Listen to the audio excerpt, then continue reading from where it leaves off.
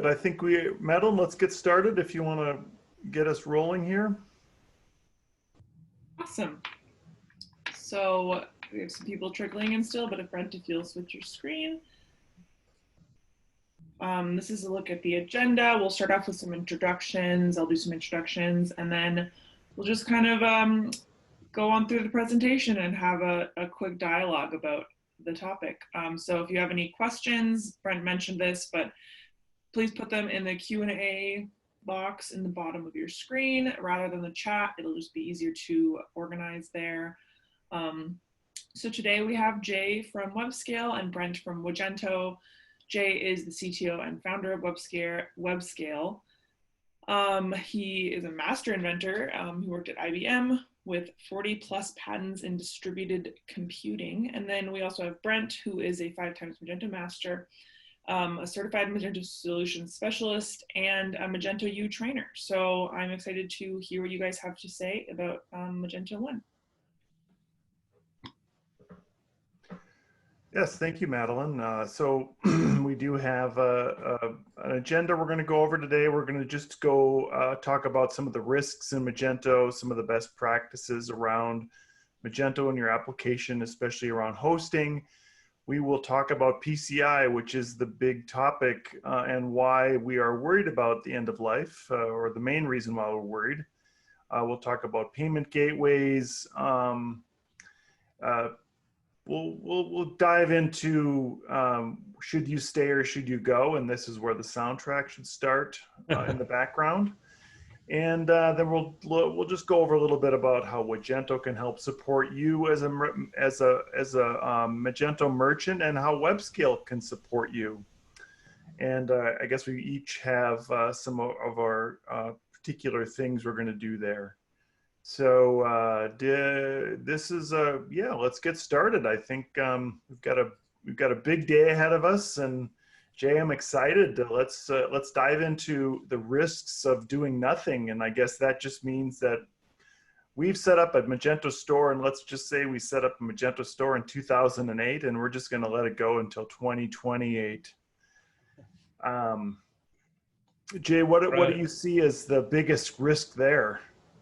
I would say really around the biggest risk, really what you're asking, I think, is the biggest risk of doing nothing. And when I look at Magento storefronts, you just never can take the position, really any e-commerce, not to pick on Magento, but really any e-commerce storefront, it takes diligence and preparation and continued investment in your e-commerce shopping cart to make sure that you're protected against the latest threats. The attacks are a moving target.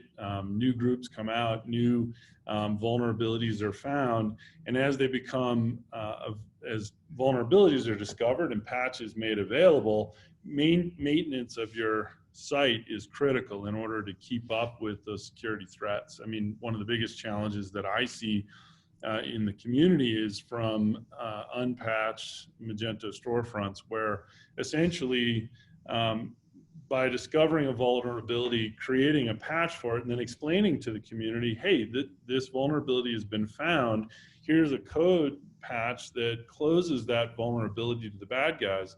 The good and the bad of that, I mean, the lead time there, that they're teaching the bad guys essentially how to get access to an unmaintained store.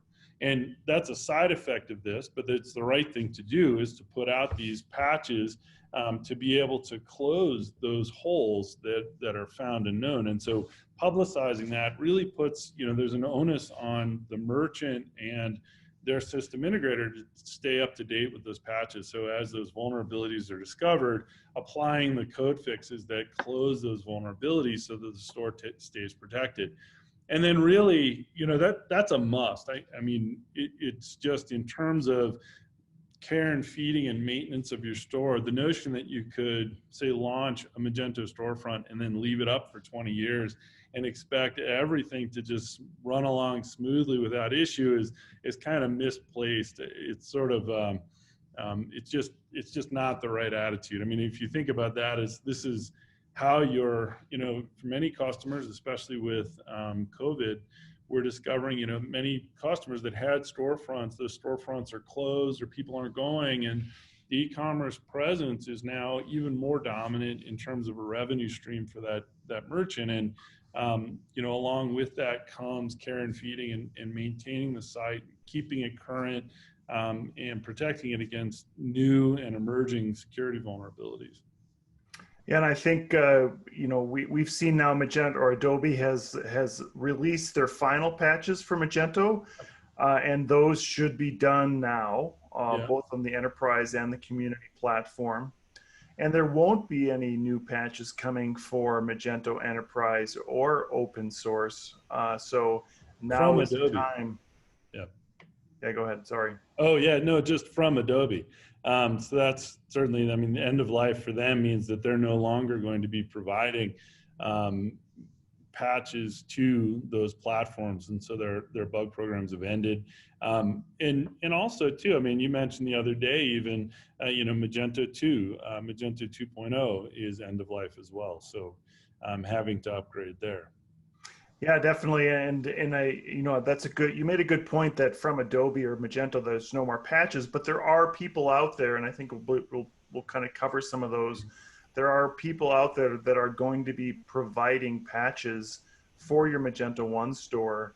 And we're going to go into later in our webinar today about how those different services can help you stay up to date, and how those patches coming from a third-party vendor will keep you in compliance with your PCI moving forward, and especially making sure that you've done all your due diligence on what you found in there. And I think that with the vibrant community that Magento has, we are going to see people finding, exploiting, but then patching those those vulnerabilities that we found, or that they have found in Magento. I will say that the clients that we've come across, or people that have contacted us with either a security breach, or they've come to us and they're a version behind, or I think it's worse if you're in that version and you haven't applied a security patch in a year, and you're just kind of waiting to do them all at once or something. You did touch on a really good point on making sure that your site is up to date always. And the most important part is to make sure that those patches are applied. And Adobe/Magento has been very good now on their current version and giving us a patch only version, so we can apply security patches. And all the patches that have come out for Magento 1, including this last one, have been around security and not features. So it's very important to continue to do those. All right, Jay, do you want to kind of give us some ideas around how credit cards, the financial risks in that, in leaving your store just unchecked over time? Sure. Yeah. The real, so those security vulnerabilities, so if you kind of pull this apart, security vulnerabilities, when you really get at what's there, what the bad guy's trying to do is to gain elevated access into the admin. And the purpose for coming after e-commerce primarily is about installing what we call a card skimmer. So what they're looking to do is get a piece of JavaScript into the site that is going to pull out credit cards from the checkout process and send them to a third-party server someplace in the world where they can be aggregated, and then fraud can ensue after the fact. So the first part is getting access to the system to where they can install a piece of code that allows them to steal the credit cards from that website. And then once they have the credit cards, they sell those. There's another party that's now going to take those, try and validate and see what cards are actually functional that they can use, and then they're going to go buy things with those fraudulent cards and then do something with the money. In this conversation, we're really focused on protecting the site, or now that I've this vulnerabilities come out, I've got elevated access, and what am I going to do? I'm going to use the admin features of the website or direct access to the database potentially, depending on what they'll install. Sometimes it's a rootkit so they can get access to the underlying operating system and then gain access to the database and then install a card skimmer. And these look like really innocuous things. It could be something that says, www.google.com/whatever, download this JavaScript. And usually what you'll find is like the MageCart guys are starting to use, Google with a C replacing the O, for example, and things like that. So at first glance, it may look right, but when you really just stare at it, you realize, oh, no, this is actually some other domain, and it's not to be trusted. And then from there, what's happening is they're putting a reference to that JavaScript in the checkout process so that when you're on that, one-page checkout or, any of the checkout URLs, that JavaScript's coming down and the browser's loading it because it thinks, oh, well, the website handed me this reference and I need it, obviously, to be able to execute this page. So it goes and gets the card skimmer, loads it up. Now this JavaScript's running, and what it's going to do is just look for the customer to type in their credit card information as they fill out the form to complete the checkout process, capture that information, and then it sends it off to a third party. And then that third party is aggregating the cards and then committing fraud. And left unchecked, I mean, as the scary man on the screen here is showing, not Brent, but the guy in the picture here, it is, the worst case scenario is the Secret Service arriving and saying, hey, your website is the nexus for all of these attacks. We've correlated all these fraudulent credit card attempts and all of them visited your website. And therefore, we want you to stop doing business until you fix this. So that's where it can go. Long before that, there's some things we can do to protect it. And so what we want to do is control, well, who can make admin calls? We want to be able to limit the access to the admin to a whitelisted set of IPs. Ideally, you're taking it off the internet. You're limiting even better access to, say, VPN-only access, things like that. So you're controlling who can make these admin calls.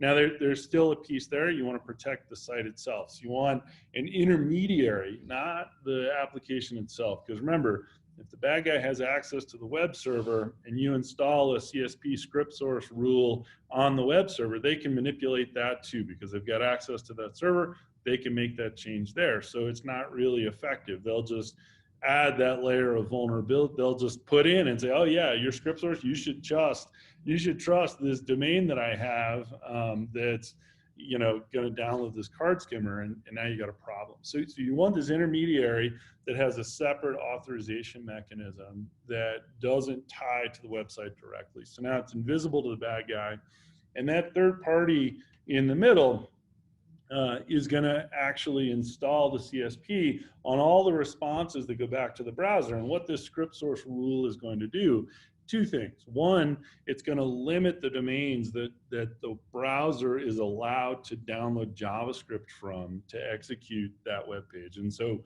that, remember that they hinge on being able to pull JavaScript from this third-party domain. And now you're putting in a rule to say, I can only allow these domains to pull the data from it. And so what that means is that the browser is going to get that. It's going to look at this request for this other domain, and it's going to reject it as a violation. It says, no, your security policy told me not to allow that domain to download JavaScript, so I'm not going to do it. And now what that means is the card skimmer can't actually be installed and executed on the browser, and the Secret Service is not showing up. So that's great. That's a mechanism that can work. Now, there's a second piece of this that's very crucial, right? When that violation occurs, you want to know that it happened. So you have to monitor these. And so what you're doing at that point is there's a report to function in there, and you want to install a report to URL that says, hey, if you see a violation, Mr. Browser, go ahead and tell me about it at this location over here. And when you do, then now I'm going to aggregate all those and look at, I'm going to have a person or a system go through those violations and look for significance, right? So how many, lots of calls were coming in for that violation, and then notify somebody to take action because it's indicative that somebody's gained access to the site in a way that they shouldn't have. And when you put all those pieces together, you're essentially helping to defeat this attack. It can get a bit more sophisticated too. There's a piece that's important. We do it with our hosting customers. It's called file integrity monitoring, where there's another place. So not just the database where you're building a block and it's got the reference. I could also manipulate the code at rest on the file system and install a card skimmer almost directly in line in the HTML that's returned. And so you have to be paying attention to the code at rest on the application, and you want to put in the CSP that protects, the delivery from third parties. Delivery from third party is by and far the most common. And then you have to have the service that's able to put that CSP in. We do it. Our proxy allows us to inject those headers to be able to control that traffic out into the browser, out into the world. We also provide a monitoring and alerting service on that too. That this script source hasn't been used very widely in the community for a long time because it's very noisy. Windows users tend to have weird proxies on the Windows client side, for example. Those things act often by injecting JavaScript. And so you've got clients that are injecting JavaScript maybe from an ISP or somebody else that you don't have any control over as a merchant. It's noise that there's nothing you can do about it. It's going to come in as violations. So you get a lot of potential false positive just directly from the violations. But it's an easy thing for us to install an anomaly detector and look at, say, hey, these things are just noise. They're not real signal. We're not going to report on that. We only report on the things of significance, the violations that are clearly coming from origin and have the potential to be an actual problem. So. Yeah, and I think you talked about an important point there is the surface area, the file system that's available for attackers to get to you. We've seen a lot of attackers come in through, say, WordPress, where a client has WordPress installed on the same box, and WordPress is not patched, and then they get access to that, and suddenly they have access to the database. And if you have a shared database, suddenly the client can start writing to the same Magento tables that WordPress is part of. So I think there's lots of different scenarios here that make your site vulnerable. And I know one thing we did talk about previously was making sure that you have you've reviewed your code and your extensions and making sure that all those extensions are either up to date or removed. Yeah, sometimes it's very difficult to identify how they got in. One of the things, WordPress is so common, and having a blog to augment your e-commerce site is so common. What we do actually is we don't even we don't want the customer, we don't want the customer to put WordPress in the cardholder data environment just because it's so common.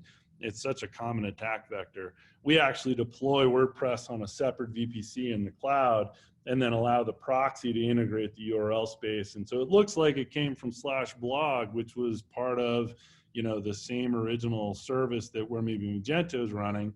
But that /blog will actually route that path and all of the underneath paths to an alternate network that doesn't even have connectivity into the production environment. So that WordPress server, if they compromise the WordPress server, they don't get any elevated privileges in the cardholder data environment by doing that. So it's a way to isolate that. But then as Brent points out, very important to pay attention to your your plugins and modules that have been added to Magento. I mean, certainly eliminating, actually removing anything that's not in use.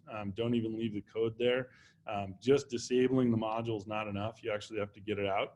And then really just keeping up to date. So if your vendor for those modules has an update to the module, you want to get access to that and get it installed as quickly as possible, especially if it's a security patch from them. So.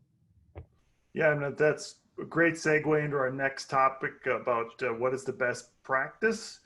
And certainly there's best practices around your hosting and how you have your security set up on your hosting and all the features in front of that. And then you just mentioned some great best practices around your Magento code, how to make sure that your Magento code is up to date, how making sure that we have our security patches on there. And making sure that each of those pieces is still being used. One of the things that we see is a customer that has a 10-year-old site and they have 50 modules installed, but they're only using 3. So that's something that that really has to be looked at, and now we should be extra vigilant as we move forward in this end of life phase of Magento.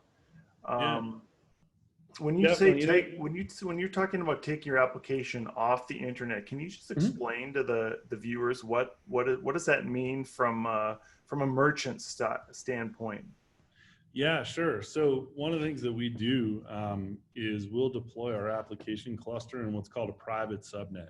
So these application servers, when they're fielded, they don't even have a public-facing IP address. So from the internet, you cannot directly connect to these application servers. They're on a network that doesn't have internet connectivity, and they're providing a website. So you say, well, how does that work? Well, we actually deploy then a dedicated proxy, our proxy service. We launch dedicated resource in the public subnet.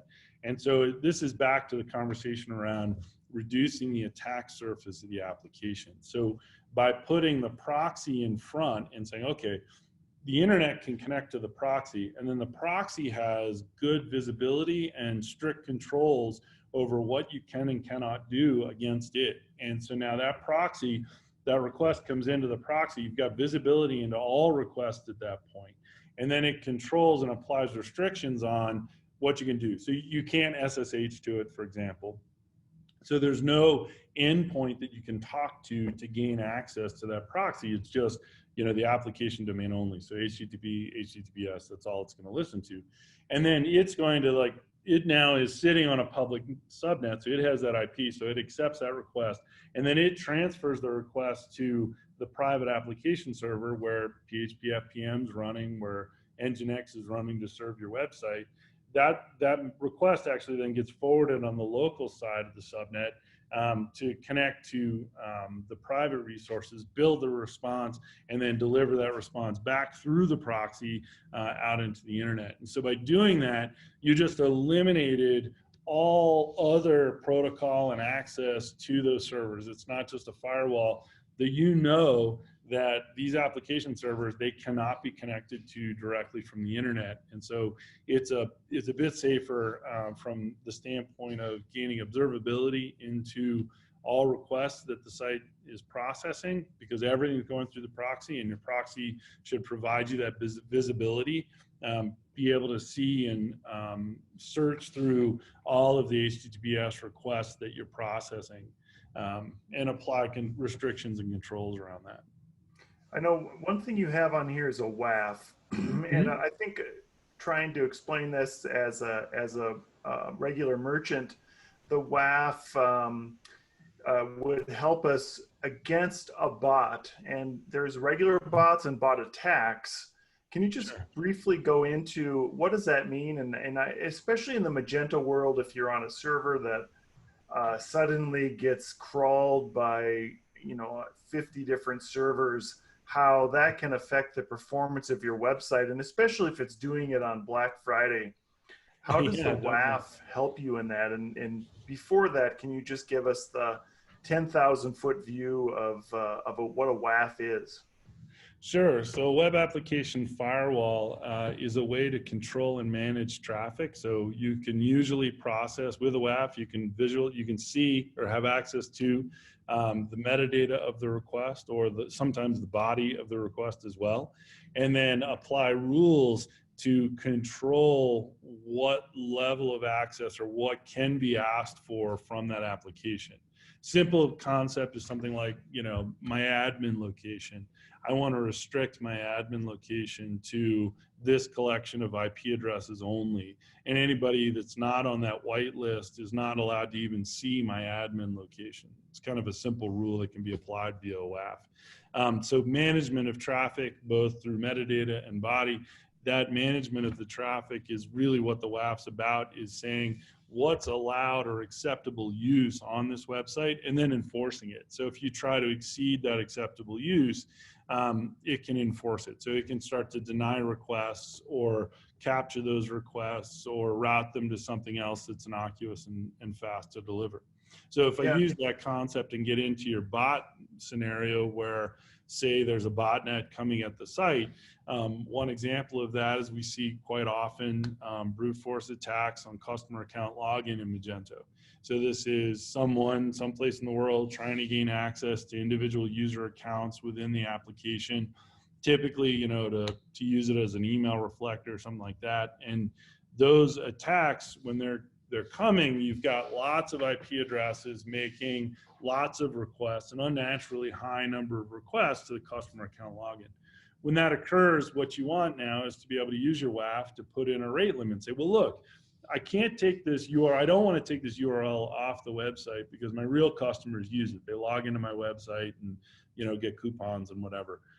Check the status of orders and things. So I want to allow this to come from the internet, but I have these bots that are out there that are attacking me on these URLs. So what you'll typically do is look at the rate of those requests and enforce your acceptable use to say, yeah, you can try and log into my website, say 3 times in a minute.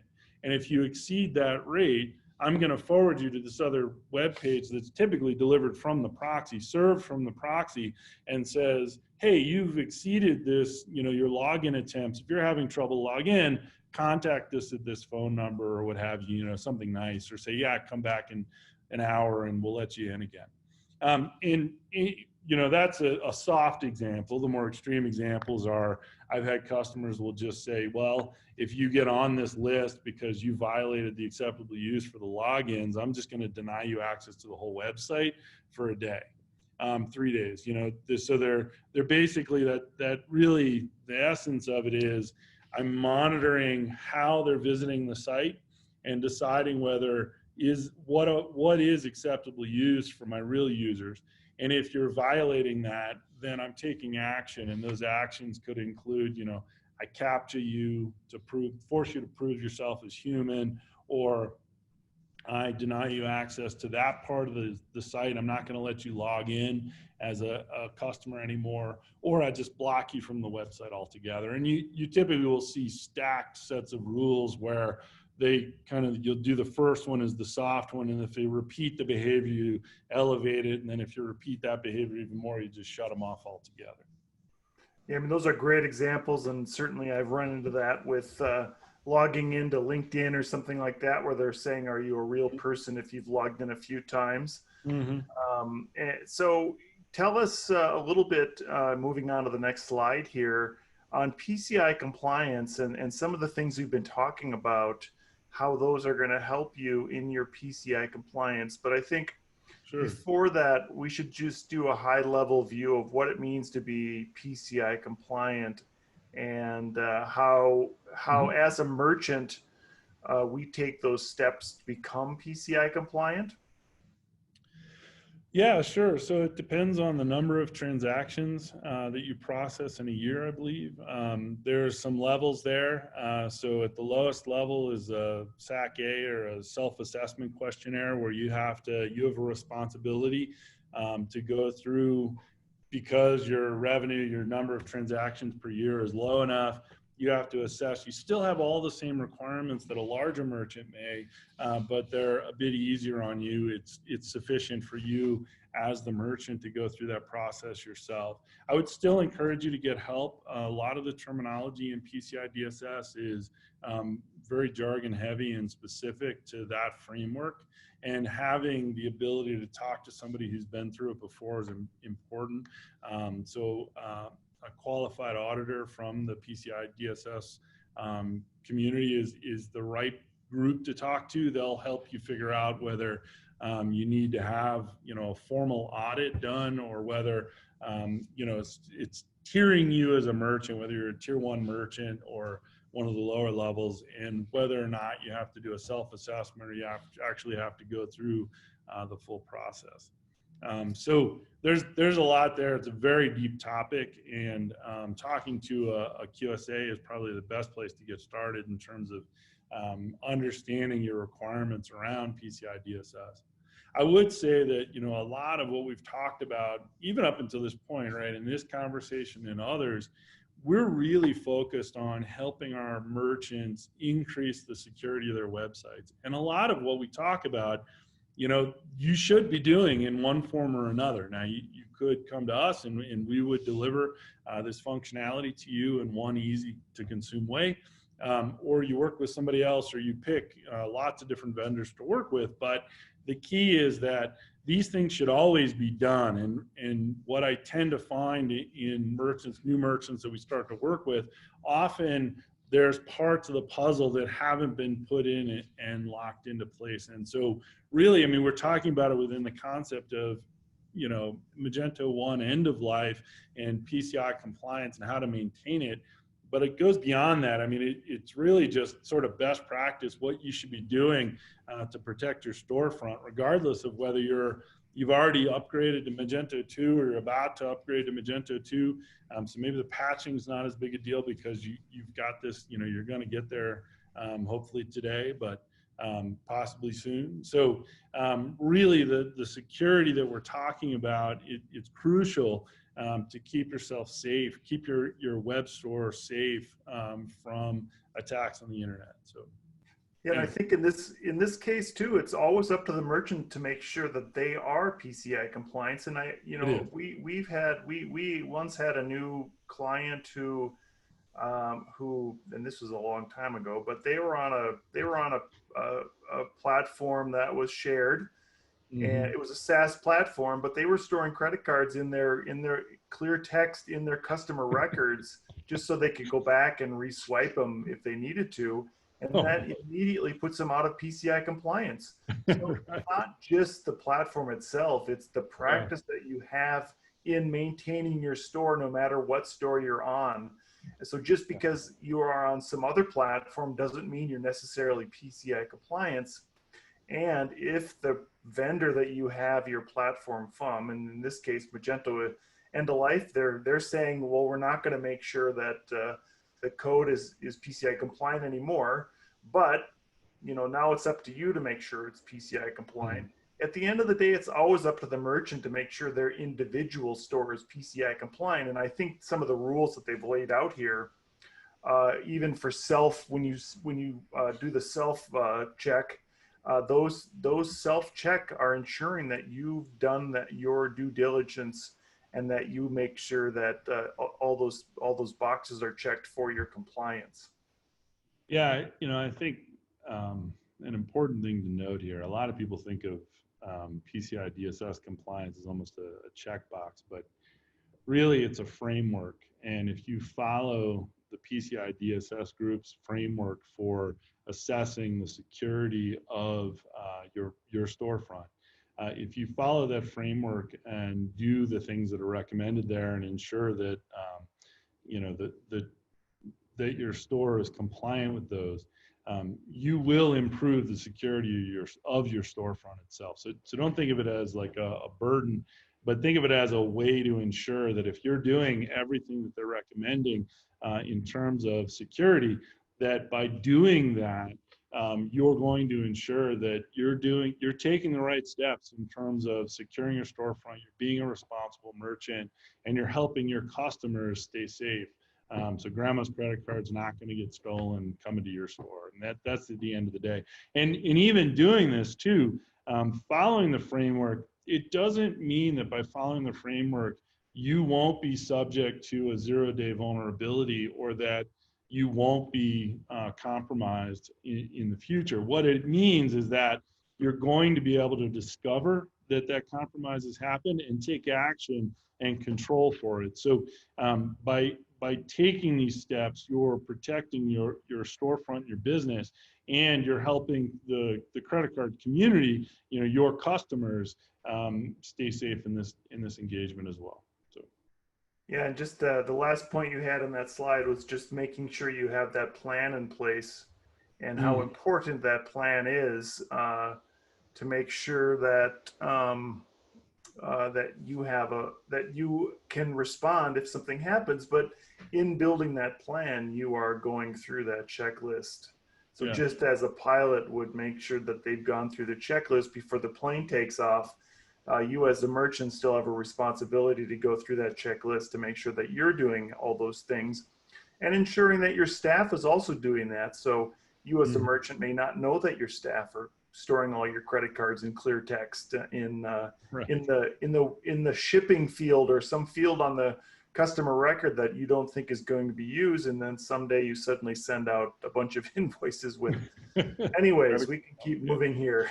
Yeah. So we have some steps here in maintenance, making sure that you're PCI compliant. And I know we went through some of those steps, but what are the kind of main things that we have here to make sure that we are PCI compliant? Yeah, I mean, the bullets here kind of lay it out, right? And it really gets to the spirit of what's in the PCI compliance is you're not just checking some boxes and, getting past your audit or, justifying yourself to QSA. The QSA wants to see the data collection, the processes defined, that you're following those processes, and there's evidence that you're doing what you say you do, that you are reviewing logs, and you're reviewing traffic, and you're reviewing the alerts that are coming out of your system, and that the system's being well maintained. And that, I think one of the big things in here for M1 end of life is probably twofold. One is that you have a vendor for patches. So if you're going to stay on Magento 1 end of life, you still have to take action beyond end of life. And that action is really about getting involved with a provider of patches for your version of Magento to make sure that your software can continue to be maintained as vulnerabilities are identified. The farther you get out from June 30th, to make sure that you're getting access to those patches as they become available, so that you can continue to maintain your software. And you're going to have a bit more of a responsibility there, because now you own that code base. I mean, you always did, but now you're going to have to look at your coding practices, your team's coding practices, and make sure that you're following secure coding practices and how you're deploying into production. And, anyone that's, there's little things in there too about not having one person have access to the code and the production environment at the same time, and being able to separate those responsibilities and those concerns, so that you don't have one person that can be compromised and inject a security flaw or an active threat into your production environment. Yeah, that's a great point. And I think the just going really quickly, this last one, the expertise in house. It's always worth just having an auditor go through your site even once a year to make sure that you meet some of those requirements. Even a PEM test is not a bad idea. There's lots of options in terms of making sure that you are PCI compliant and looking at third parties. So you really hit on a point that one of the points we're talking about today is other vendors that are going to be providing patches for Magento, and how WebScale is doing that. So give us the high level of what you're going to be doing to help support merchants on M1. Yeah, so we've committed to our M1 end of life program. We're going to be providing patches to the Magento 1 code base. We're also a hosting provider for OpenMage too. So, in this, staying on Magento 1, there are other options. I mean, certainly subscribing to patches from us, from Mage 1, from, depending on the version of Magento that you're employing, we'll provide support. There's also some other competitors out there that are providing M1 end of life support. And really that means that they are acting as the vendor for patches for Magento, so that you'll be able to gain access to those within a well-defined time frame of vulnerability discovery to delivery of that patch, so that you can maintain your PCI compliance with vendor supplied patches. That's one of the big pieces covered there.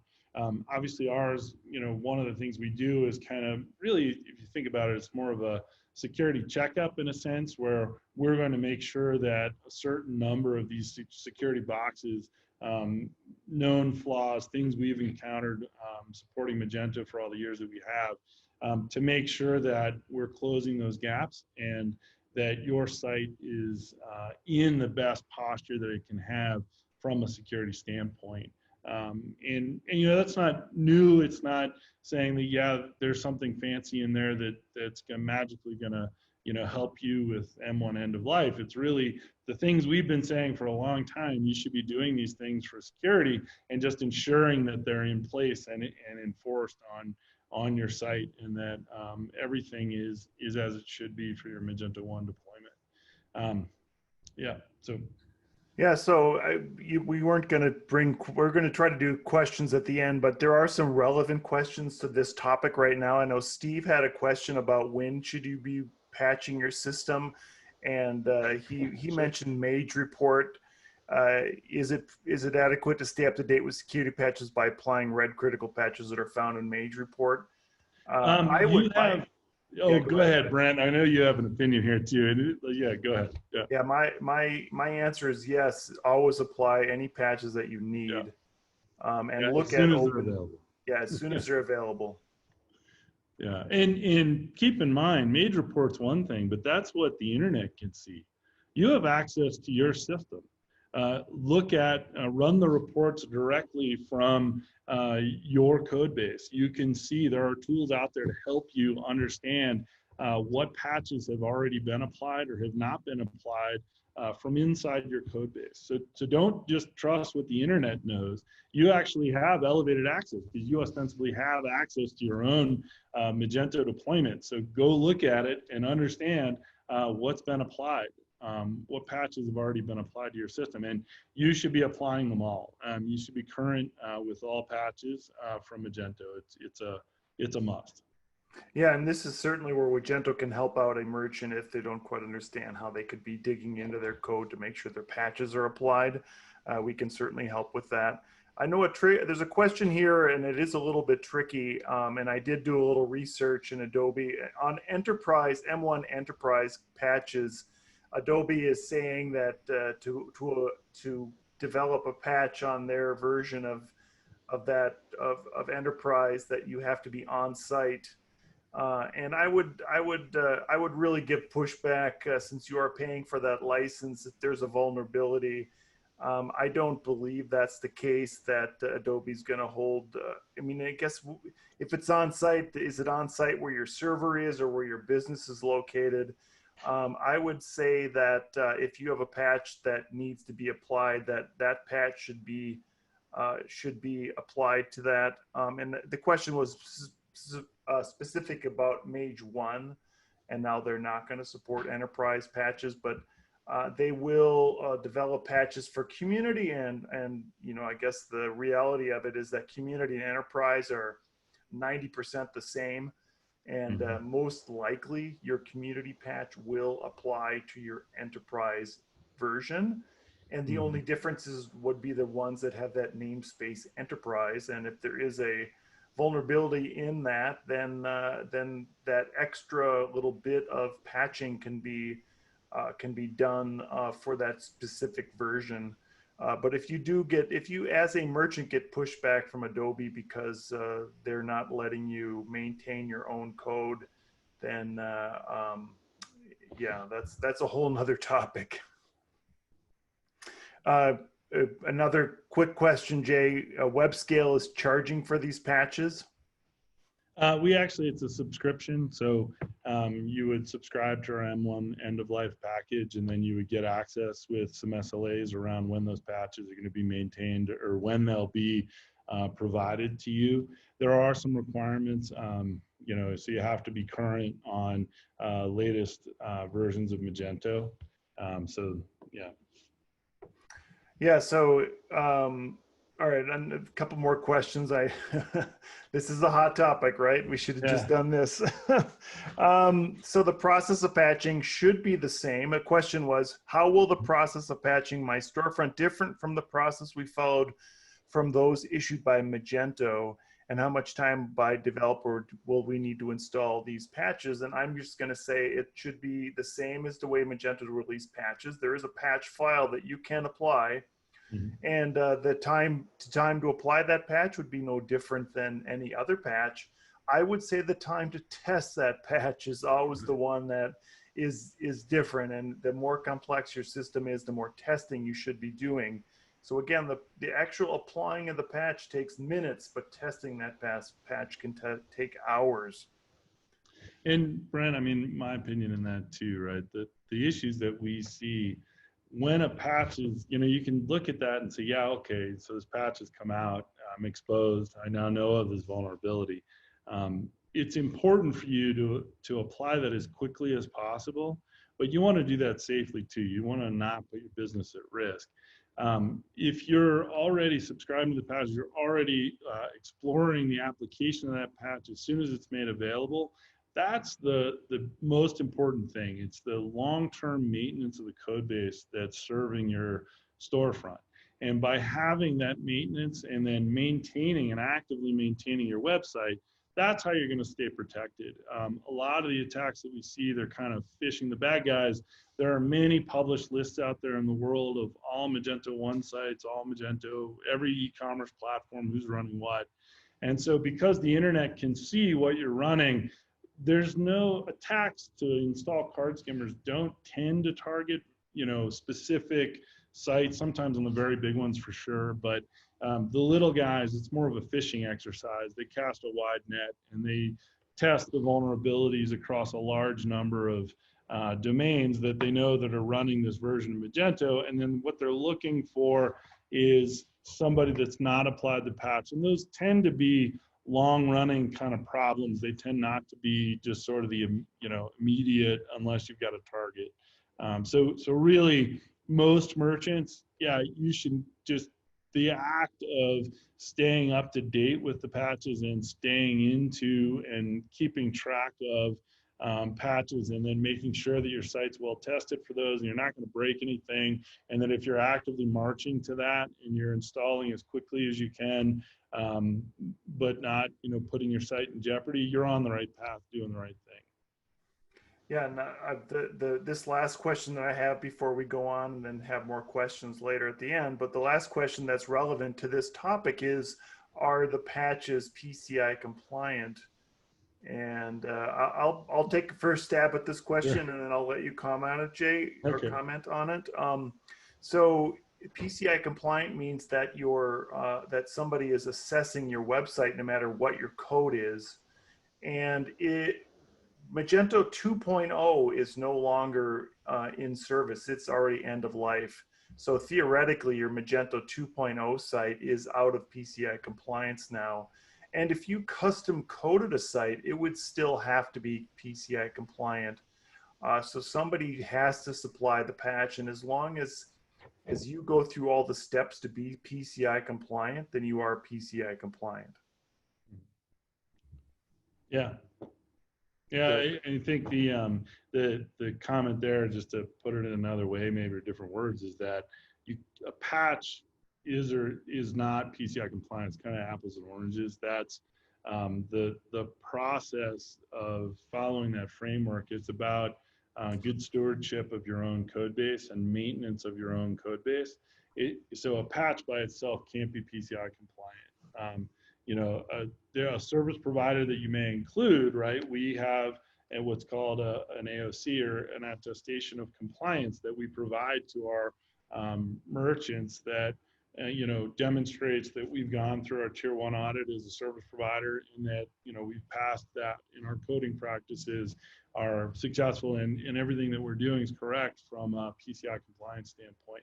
So it's kind of a firewall. You know, with that AOC in place, you know, everything on the other side of that firewall is good, right? So you can trust that compliance, because a PCI council validated auditor said, yes, this is good, these guys are good, we've got our compliance.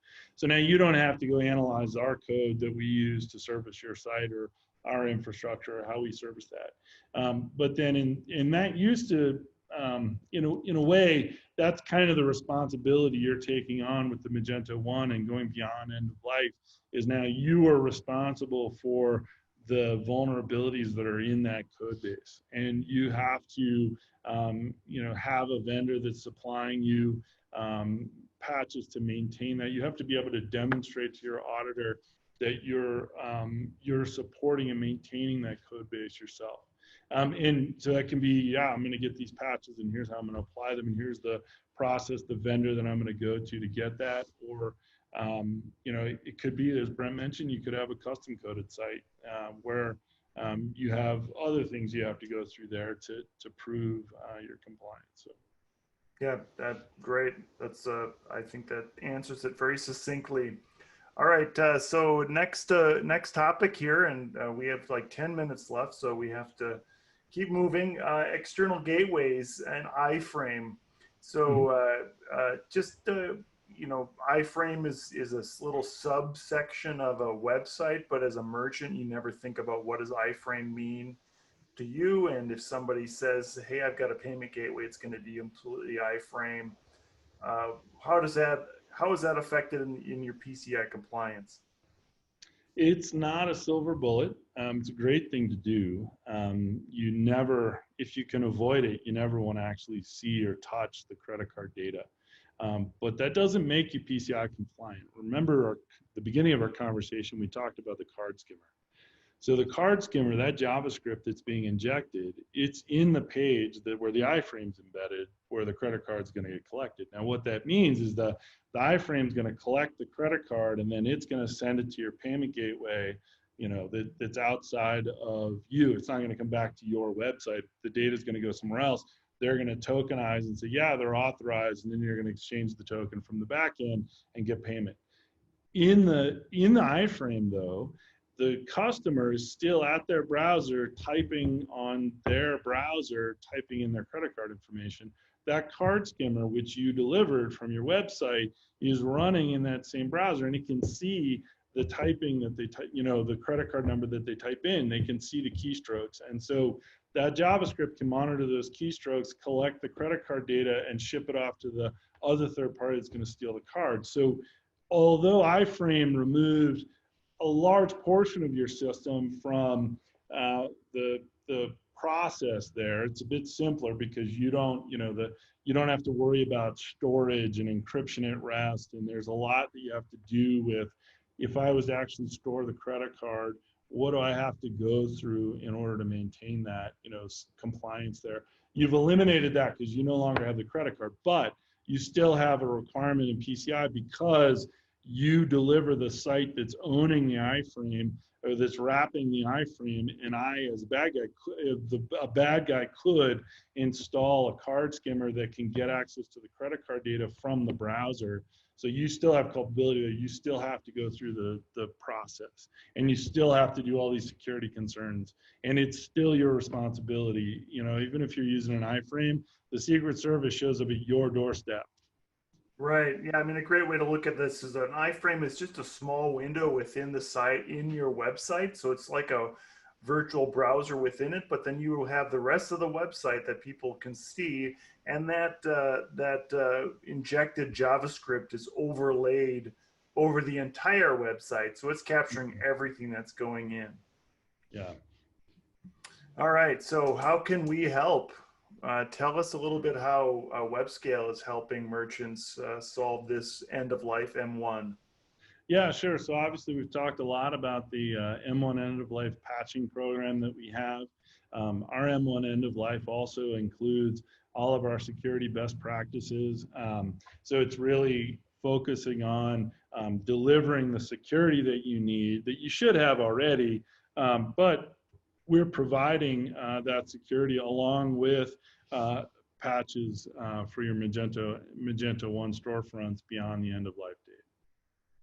Yeah, that's fantastic. And Wagento is participating in your program. Yeah. And that means is we're going to be contributing to those patches to make sure that your site is up to date, and all your code is up to date. And if there's a vulnerability, we will work with the community to make sure that we have a patch for what you're doing.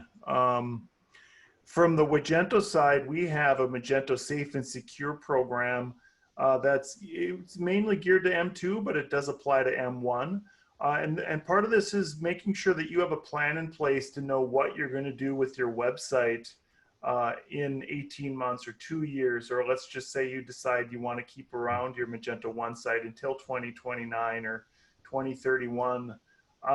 We will make sure that we have a plan in place and a security plan that we would work with WebScale to ensure that your site is properly patched and secure, and that we will make sure that all those patches applied for you. And one of those earlier questions was, how long does it take to apply a patch? What we do is we have a program that we would apply those patches as a yearly fee to make sure that you don't have to ask for those patches. And I will say that one of the reasons we came up with this is that a lot of times a patch would come out and a client would say, well, I'll wait till next year to apply that patch. I'm not going to worry about it right now. It is always important, and I think we've heard it over and over again during this talk, that applying your patches now is better than waiting. And the debt that's accumulated over time by not doing it, it's exponentially harder to get you to the newest version the longer you wait. And part of that reason is that the complexity of your site only increases as you add more, as you haven't patched your site. So if you're always doing small incremental upgrades, you can always find those small little things. But if you were waiting 10 versions or 10 small versions, there's 10 times that could potentially be a headache that you would have found that may have taken 5 minutes. Now you have to spend 2 hours because there's 10 different things you have to figure out. Mm-hmm. Yeah, all right. So we have a little bit of time for questions. I know we got a lot of our questions done in the middle, but there's one open question here. What about plugins? How should they, how we go about maintaining those? Jay, why don't you start off on that? I know we talked about that yesterday, but there is some specific topics around third party and how those are played in. Yeah, definitely. I think I would say that plugins are probably, it's a strength of Magento, its ability to be very flexible and support a variety of use cases. But then it also is almost its Achilles heel because it's open-ended. What that means is that, oftentimes the merchant is unaware of, plugins that are no longer maintained, or some plugins that are actually maintained by the bad guys to open back doors for them and gain access to the site. And so, having knowledge about what plugins you're using and the state of maintenance of those plugins is critical. I know a number of plugin manufacturers have stated that they will be providing patches beyond the M1 end of life. So they will be maintaining their plugins for M1 for some amount of time. I think you want to make sure, just like you're maintaining that your storefront, so the core of Magento has valuable patches, you also want to make sure that any plugins that you depend on are also being well maintained, because any part of the site that's out of maintenance, or that a vendor is no longer maintaining, leaves itself open for exposure to vulnerability in the future. And it gets very complex and confusing. And if you had some questions, feel free to go to webscale.com. There are lots of people there that'll happily answer you on chat and start a conversation around this stuff and try and help you get steered to how to get those answers covered. So those answers to your questions. Yeah, and just a little bit of caveat on that subject. The planning around the amount of extensions you have in your store it should be an ongoing conversation, and you should always revisit the need for that extension. And if that extension is so old that it's never being used, or your website is old enough where you have a MySpace extension or something like that, or whatever it is, you should be removing that completely. You shouldn't just be disabling it in admin. because if it is still active in Magento 1, if you just disable it in admin, you should be removing that code 100% and getting rid of it. And then part of that then would help you in making your plan to get to Magento 2. All right, let's do one more question around performance. Sure. I know a lot of this plays in with performance and how Magento 1 what does on performance. Jay, just give us an overview of how well the WebScale stack will perform on Magento 1. And I think we have a lot of clients that come to us that maybe they're on some other hosting provider that has dad in it or something. We won't name it. Sure. There are less specialized hosting providers, or not specialized hosting providers, that look really cheap, but with cheapness comes a price, right? Yeah, right. Yeah, so our platform, the key tenets for us, obviously security is very important to us. It tends to be front and center for everybody. But really, there's three aspects of this. It's security, availability, and performance. If your site's down, you're not doing business. If you're compromised, you're creating debt, right? Because you're creating, issues that you're going to have to pay for in fines, or potentially even putting yourself out of business. But then fundamentally, everyone is interested in site performance and how fast you can make your website. And a big part of the WebScale proxy layer is not just the security, the WAF that we provide, but we also have an optimization layer that's embedded that will automatically optimize your assets and help deliver better performance.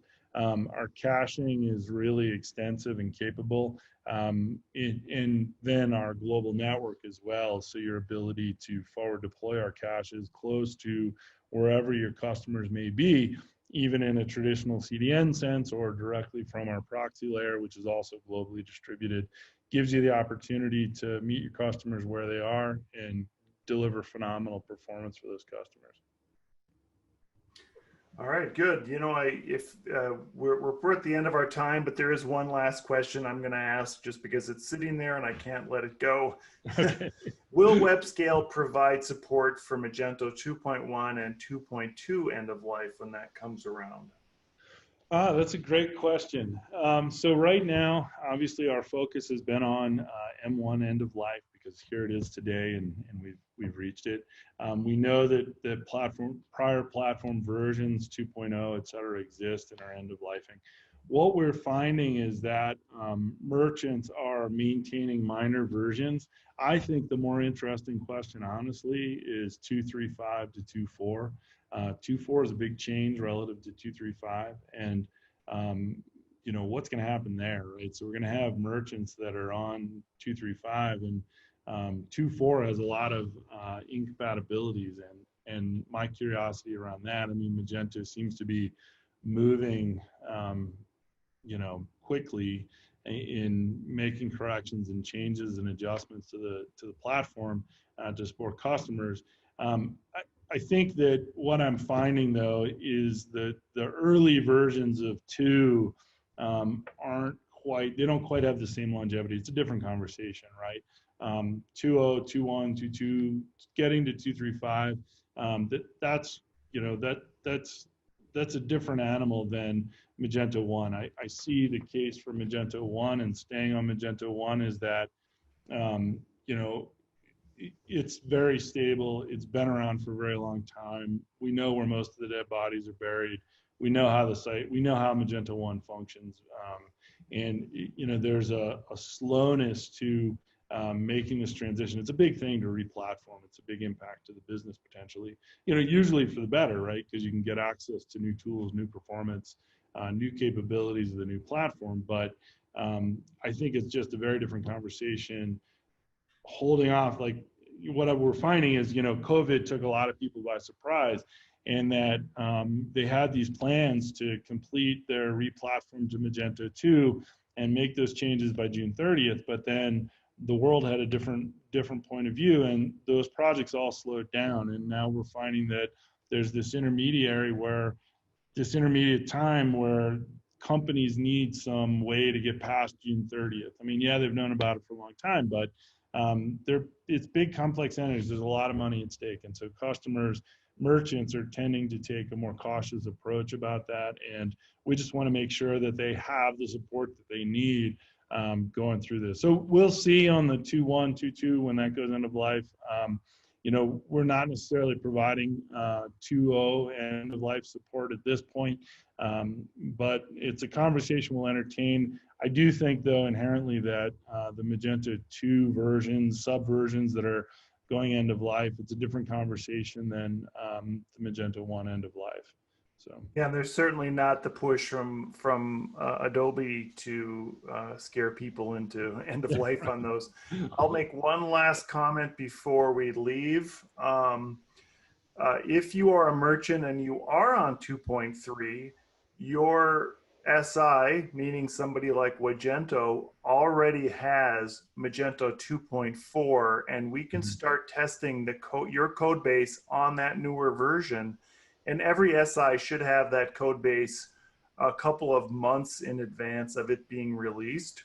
And that only ensures that we can test your site in advance of the next version coming out to make sure that it works well. So there is a lot of pre-planning that can happen in this, and as a merchant, you should be asking your SI to be testing on that newer version far in advance. Yeah, don't underestimate the impacts of Elasticsearch and the potential for additional infrastructure requirements to satisfy Elasticsearch now that it's your indexer of choice.